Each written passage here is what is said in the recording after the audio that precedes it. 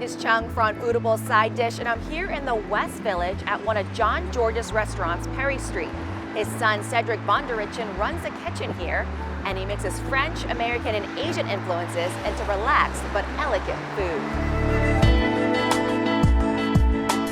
Thank you so much for having me in your restaurant today. Thank you for coming. I know you've traveled and worked all around the world. Do you bring those experiences to your food here? Absolutely. From the age of 17, that's when I started to travel, and this is something my father really wanted to push me to do because it kind of opens up your mind and your palate and different techniques. I know you intertwine French, American, Asian cuisine into your dishes here. Do you Yes. find it difficult to meld the different cultures? No, I think it comes pretty naturally.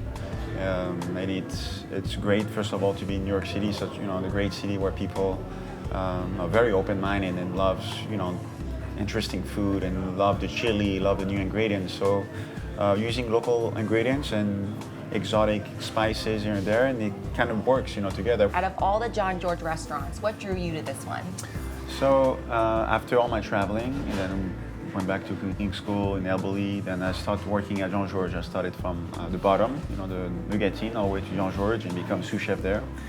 And then this restaurant opened, and after 2 years, the chef left. It's a smallish restaurant, about 60, 80 seats with a bar.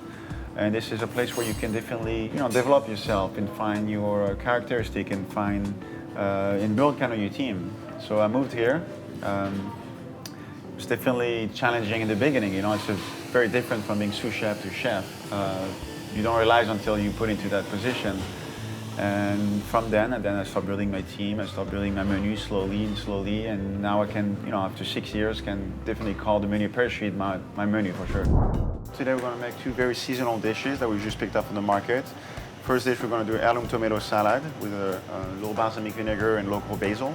And then we're going to do a little slow-cooked salmon with a bunch of peas, sugar snap peas, English peas, snow peas, and pea shoots on top of it. Very vibrant, very seasonal, very local. Let's get started. Excellent. So for our first dish, we have those beautiful heirloom tomatoes. Heirloom means coming from different variety, coming from different farmers. Each tomato has different flavors, different sweetness, and almost different texture also. So this is the fun part of it. We're going to do the seasoning. We're going to use a little bit of the olive oil, extra virgin olive oil. Put a good amount on it. I'm going to go with the salt.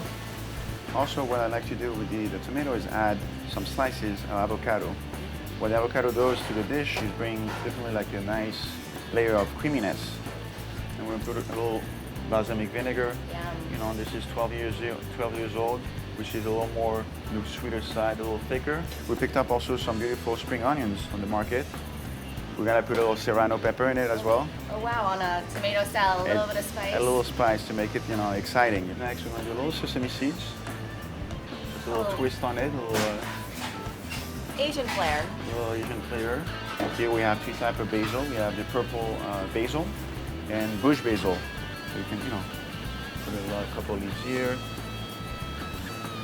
And then if you like to be even more, like decor, you can put a couple pansies on it to make it pretty. Edible flowers always makes the dish better. Especially during spring, it really have a great spring feeling to it. Try it. Yeah, you should try it. Woo. Tastes like summer. Yeah, exactly. On a plate. How often do you rely on seasonality and sourcing your ingredients on menu change? We change very often, especially now during spring and summer. It changes almost every week. One week you get fava beans, the next week you get tomatoes, the next week you get corn. It's non-stop, which is very exciting for the staff and our guests coming here. Many of your dishes do a play on texture and flavor.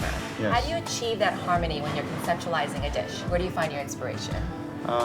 First of all, inspiration comes probably from the market, going there and finding the right ingredients, cooking it, just say like how it tastes, is it, what it is, what it will go well with, is it fish or meat, and building on that.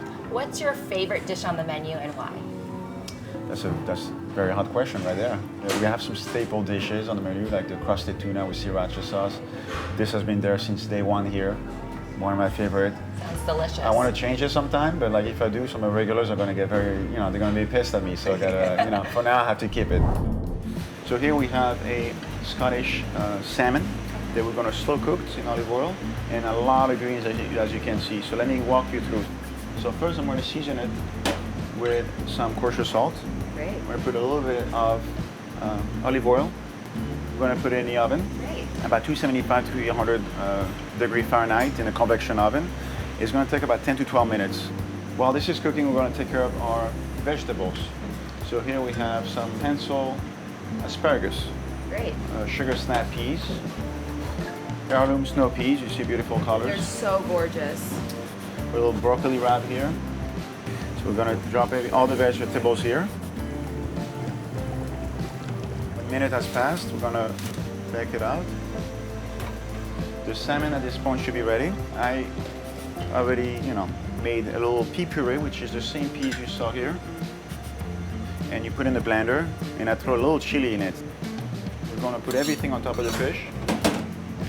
So every time you have a bite, you have like a little piece of sugar snappy, you have a little piece of broccoli wrap.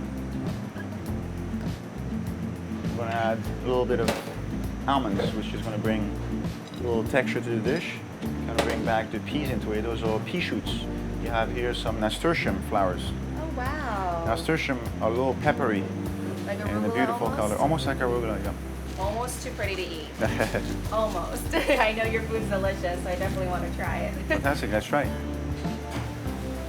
Oh my God, it's delicious. And the fish is very, you see, it's still very pink color. This is something I eat every day. It's so good. Thank you so much. Thank you. I can't wait to finish it when we're done.